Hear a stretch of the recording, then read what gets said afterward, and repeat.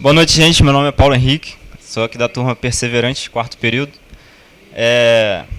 O tema é: sejamos daqueles que se disponham a pensar segundo a direção do Espírito. O texto base é Romanos 8:5, que diz assim: porque os que se inclinam para a carne cogitam das coisas da carne, mas os que se inclinam para o Espírito cogitam das coisas do Espírito. Esse texto, eu me apeguei muito a ele. É um texto que, de fato, martela muito na minha vida diariamente. Toda vez, todo dia, a gente tem a oportunidade, assim que a gente acorda, de ou cogitar e se inclinar para as coisas da carne, ou cogitar e se inclinar às coisas do Espírito. Eu fiquei vendo a Priscila falando, a Nadiane falando, o Rafa falando. Eu falei, cara, é um pouco disso tudo. Para você seguir o seu propósito, você descobrir o seu propósito, você tem que estar se inclinado às coisas do Espírito. Para você caminhar em fé, você tem que estar se inclinado às coisas do Espírito. Para você abençoar a vida do irmão, você tem que estar inclinado e cogitando as coisas do Espírito. Não adianta eu falar que eu sou crente, no dia a dia falo mal do meu chefe o tempo todo, por pior que ele seja, digamos assim. A gente tem que abençoar a vida das pessoas através da nossa conduta, né? A Bíblia, viva aí fora, é a nossa vida. Se eu levar esse papel, a pessoa pode rasgar e tanto faz para ela. Deixa eu falar um pouquinho do que eu escrevi aqui. Uma das definições para a palavra inclinar é dispor-se segundo uma direção. E para cogitar é pensar com insistência a respeito de algo. Esse texto de Paulo, antes dele ter o encontro com Jesus, ele estava totalmente inclinado, totalmente pensando com insistência em matar os cristãos, em parar o evangelho, em fazer aquele furdunço que ele fazia antigamente, que a gente sabe. Mas depois que ele teve aquele encontro com Jesus, ele começou de fato a pensar com insistência em como propagar o reino. Agora que eu esqueci, alguém que falou aqui disso. Foi o Jonathan também, né? Ele pensava com insistência em como propagar o reino, em como levar o evangelho, como mostrar que aquilo que ele estava vivendo era de fato verdade e algo que transforma a nossa vida, que tem transformado, né, a nossa vida hoje. Os dois pontos que eu queria colocar, o primeiro é dispondo-se à carne, ou seja, se colocando à disposição da carne. O que isso gera? Isso gera morte. Está em Romanos 8:6. Deixa eu ler aqui. Porque a inclinação da carne é morte, mas a inclinação do Espírito é vida e paz.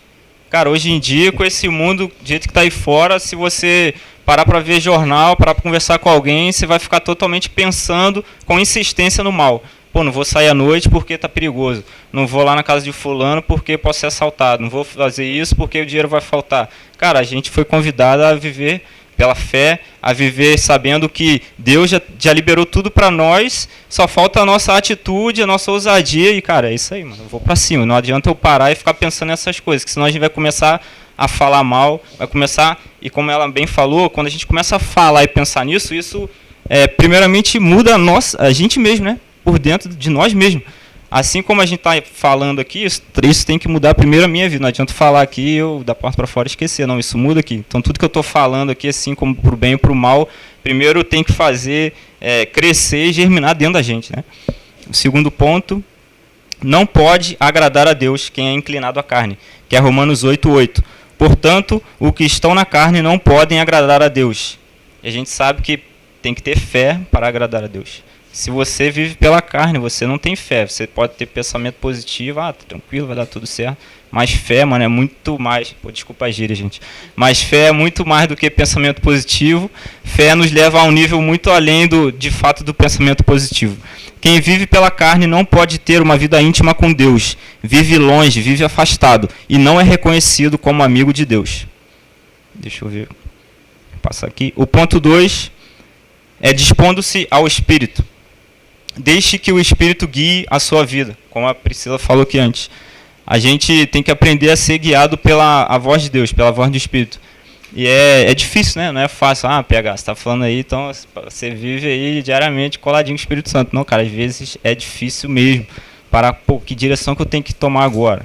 O que eu tenho que fazer? Parar no meio do furdunço que está a nossa vida hoje, parar, se relaxar, nervoso à frente de todo mundo. O que eu tenho que falar? Senão eu fico nervoso, não falo nada.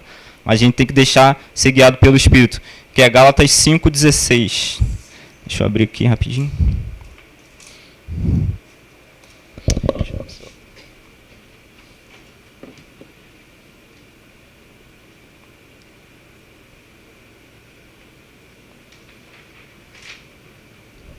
Digo, porém, andai no Espírito e jamais satisfareis a concupiscência ou o desejo da carne.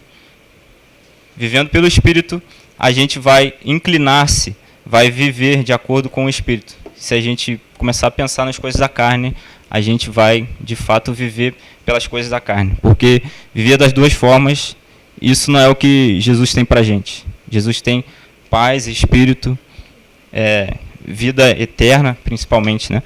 E principalmente depois daqui da terra. O segundo ponto é, somos filhos de Deus. Romanos 8,14.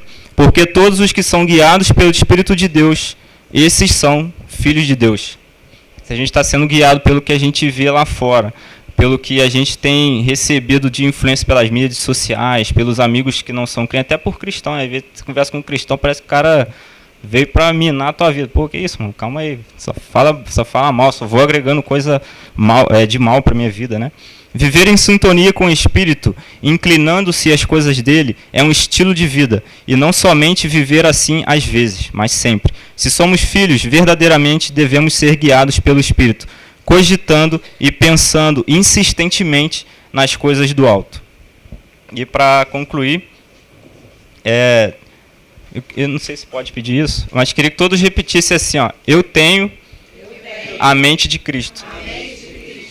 Amém. Cadê? Através do ensinamento de Paulo, que está lá em Hebreus 12, deixa eu ver aqui. 12:2.